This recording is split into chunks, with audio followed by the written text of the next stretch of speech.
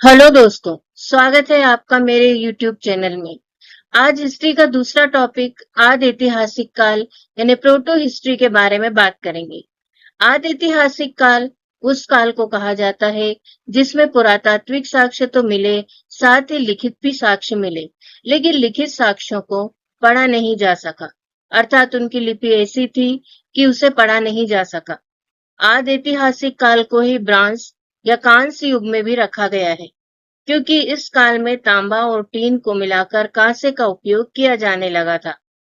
सिंधु सभ्यता को आदि ऐतिहासिक काल या कांस्य युग में रखा गया है। अब हम आते हैं सिंधु सभ्यता या हड़प्पा सभ्यता पर। सिंधु सभ्यता नगरीय सभ्यता थी, अर्थात उस समय भी नगर बसाए जाते थे, इसीलिए ये दुनिया की प्रथम नगरीय सभ्यता मानी गई थी। इस सभ्यता में पाए जाने वाले स्थलों में से 6 स्थलों को बड़े नगरों की संज्ञा दी गई थी। वो 6 नगर बड़े नगर जो है वो ये है: मोहनजोदड़ो, हड़प्पा, गढ़वारीवाला, धोलावीरा, राखीगढ़ी, कालीबंगन। सिंधु सभ्यता या हड़प्पा सभ्यता की खोज कब हुई थी? सन 1921 में दयाराम साहनी द्वारा हड़प्पा की खोज की गई थी। यह वह पहला स्थान या नगर था जहां सिंधु सभ्यता या संस्कृति की खोज हुई थी। इसलिए सिंधु सभ्यता को हड़प्पा सभ्यता के नाम से भी जाना जाने लगा, क्योंकि सबसे पहला नगर जहां सिंधु सभ्यता मिली वो हड़प्पा था, इसीलिए इसको हड़प्पा सभ्यता भी कहने लग गए। सन 1922 में राखलदास बनर्जी द्वारा मोहनजोदड़ो की खोज की गई, यानी पहला स्थान जो मिला वो हड़प्पा था, दूसरा स्थान जो मिला वो मोहनजोदड़ो था, जहां पर सिंधु सभ्यता या संस्कृति पाई जाती थी। सिंधु सभ्यता या हड़प्पा सभ्यता की खोज का सर्वमान्य तिथिकाल क्या था? वैसे तो सिंधु सभ्यता का कई पुरातत्वविदों द्वारा अलग-अलग खोज के अनुसार अलग-अलग समय का निर्धारण किया गया था, परंतु नवीन विश्लेषण पद्धति रेडियो कार्बन C14 द्वारा सिंधु सभ्यता की सर्वमान्य तिथि 2400 ईसा पूर्व से 1700 ईसा पूर्व मानी जाती है। उस समय 4 नदी घाटी सभ्यताएं थी। जब सिंधु घाटी सभ्यता की खोज हुई थी तब 4 नदी घाटी सभ्यताएं थी। पहली थी चीन की सभ्यता हवांगो नदी पर, सिंधु घाटी सभ्यता भारत में सिंधु नदी पर, मेसोपोटेमियम या सुमेरियन की सभ्यता नील नदी घाटी सभ्यता मिस्र में, हड़प्पा सभ्यता या सिंधु घाटी सभ्यता उस समय की इन सभी सभ्यताओं में से सबसे बड़ी सभ्यता मानी जाती थी। अगला टॉपिक है सिंधु सभ्यता को कितने नामों से जाना जाता है? सिंधु सभ्यता को हड़प्पा सभ्यता, सिंधु सभ्यता, सिंधु घाटी सभ्यता, सिंधु सरस्वती सभ्यता, कांस्य युगीन सभ्यता और प्रथम नगरीय सभ्यता, इन सभी नामों से जाना जाता है। अब हम सिंधु सभ्यता की भौगोलिक स्थिति के बारे में जानते हैं। सिंधु सभ्यता का स्वरूप देखें तो ये क्षेत्र त्रिभुजाकार था, मतलब ये त्रिभुज के आकार का था। उस समय का ये सबसे बड़ा सांस्कृतिक क्षेत्र था और इसका क्षेत्रफल लगभग 13 लाख वर्ग किलोमीटर था। अब तक की संस्कृति के 1000 स्थलों का पता लगाया जा चुका है। इन स्थलों में से कुछ आरंभिक अवस्था के स्थल है, जबकि कुछ स्थलों को परिपक्व अवस्था के स्थल माना गया है। मतलब कुछ स्थल आरंभिक यानी शुरुआती सिंधु सभ्यता पाई गई है वहां पर, और कुछ स्थल ऐसे हैं जहां पर सिंधु सभ्यता विकसित रूप में पाई गई है। परिपक्व अवस्था के स्थलों में से 2 नगरों को अधिक महत्वपूर्ण माना गया है, क्योंकि इनकी खोज सबसे पहले हुई थी। पंजाब में हड़प्पा स्थल, इसकी खोज 1921 में हुई थी। सिंध का मोहनजोदड़ो, इसकी खोज 1922 में हुई थी। मोहनजोदड़ो को प्रेतों का टीला भी कहा जाता है। ये दोनों वो स्थल है जहां पर सिंधु सभ्यता विकसित अवस्था में पाई गई।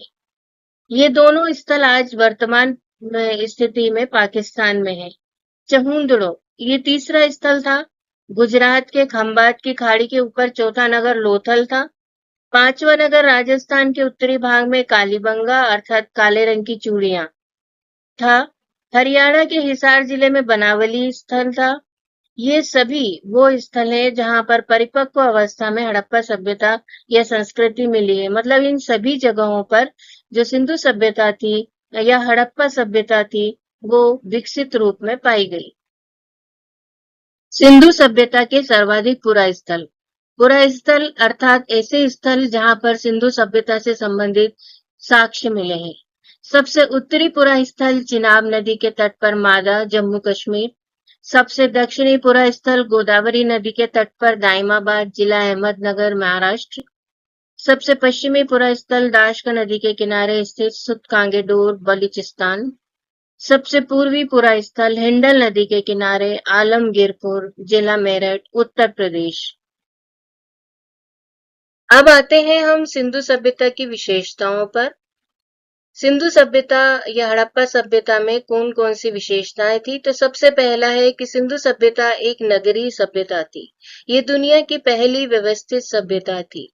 सिंधु सभ्यता में भी वैसे ही नगर बसाए जाते थे जैसे कि आज बसाए जाते हैं।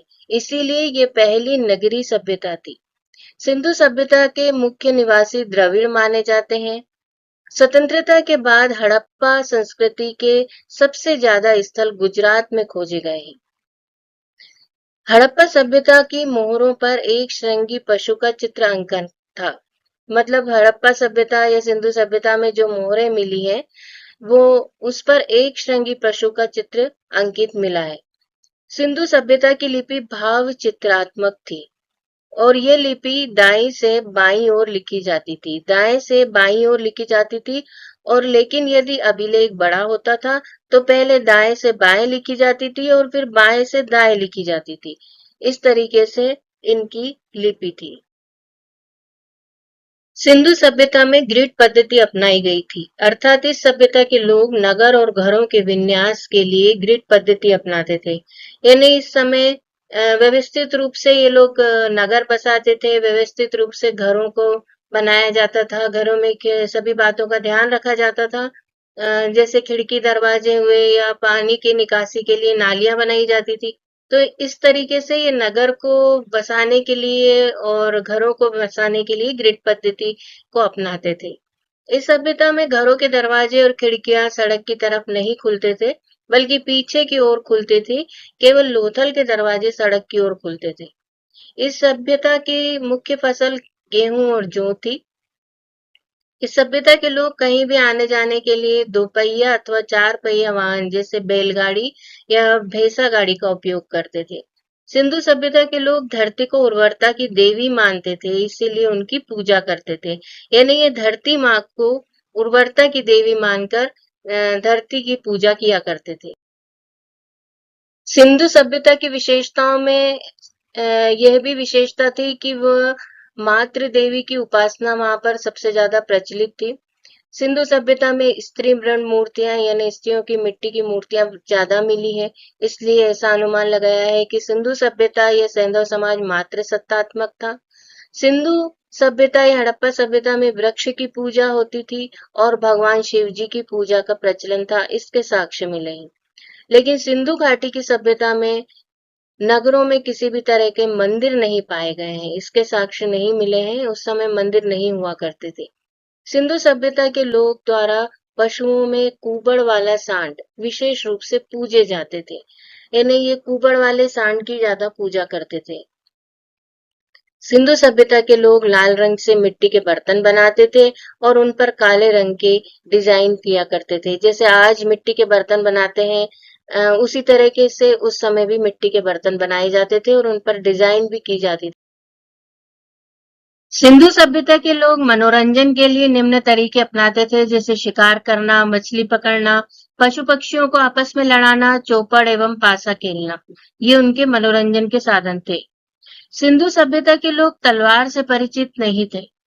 वे लोग सूती ऊनी वस्त्रों का प्रयोग करते थे। जैसे आज हम सूती ऊनी वस्त्रों का प्रयोग करते हैं, वो लोग भी जानते थे और करते थे। पर्दा प्रथा इस समय भी था। मेसोपोटामिया के अभिलेखों में मेहुला शब्द का वर्णन किया गया है, जिसका अभिप्राय सिंधु सभ्यता से है। मतलब मेसोपोटामिया के अभिलेखों में सिंधु सभ्यता के लिए मेहुला शब्द आया है। पिंगट ने हड़प्पा एवं मोहनजोदड़ो को एक विस्तृत साम्राज्य की जुड़वा राजधानी कहा था। ये थी आदि ऐतिहासिक काल या प्रोटो हिस्ट्री से संबंधित जानकारी। अगले वीडियो में नगर नियोजन से संबंधित जानकारी लेंगे, किस तरह से उस समय नगर बसाए जाते थे। अगर आप नोट्स पढ़ना चाहते हैं तो लिंक डिस्क्रिप्शन में दिया गया है, वहां से जाकर आप नोट्स पढ़ भी सकते हैं और डाउनलोड भी कर सकते हैं। अगर वीडियो पसंद आया है तो लाइक शेयर करें एवं इसी तरह की जानकारी प्राप्त करने के लिए चैनल को सब्सक्राइब जरूर करें। धन्यवाद।